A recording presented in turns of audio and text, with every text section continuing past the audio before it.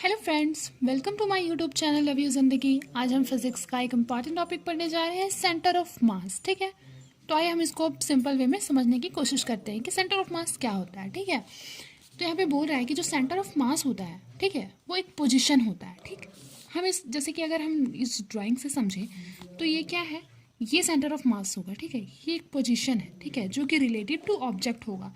और याद रखना कि ये जो होता है वो एवरेज पोजीशन होता है of all the parts of the system. सारे सिस्टम के पार्ट्स का ये एक एवरेज पोजीशन होता है, एवरेज पॉइंट। ठीक है, यहीं पे इस सेंटर ऑफ मास को मेजर करते हैं। ठीक है, अब आगे चलते हैं। ठीक है, ये बाकी जो है ये भी डिफरेंट मासेस है सिंपल ज्योमेट्रिक शेप्स में। ठीक है, यहाँ से करूँ।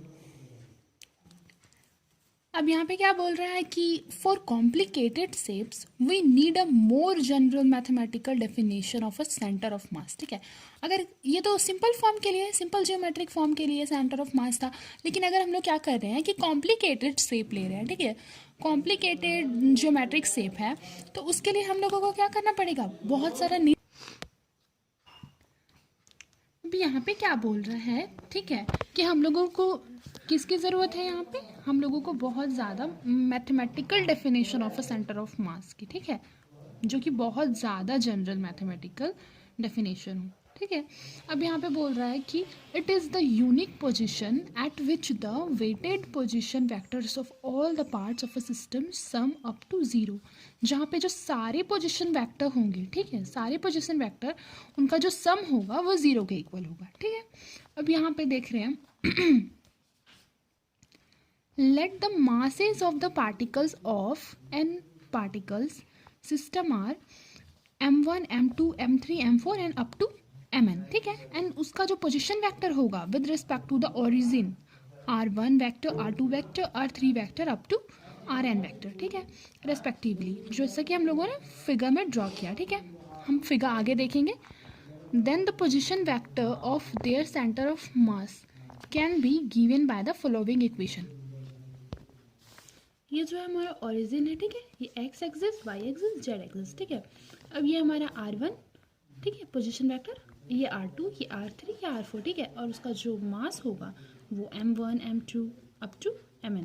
ठीक है, ये हमने बोला था, ये आप फिगर ड्रॉ कर लीजिएगा। ठीक है, देखिए सेंटर ऑफ मास जो होता है वो हम कैसे कैलकुलेट करते हैं, सारे मासेस, जितना भी मास होता है, ठीक है, जो कि हमको, जिसके बीच हम लोगों को फाइंड करना है सेंटर ऑफ मास, उस मास से लेके उस, मतलब कि जैसे अगर m1 से लेके हमको mn तक, ठीक है, यहाँ पे जैसे कि m1 से लेके mn तक हमको सेंटर ऑफ मास फाइंड करना है, तो उसके लिए हमको m1 से mn तक लेना पड़ेगा।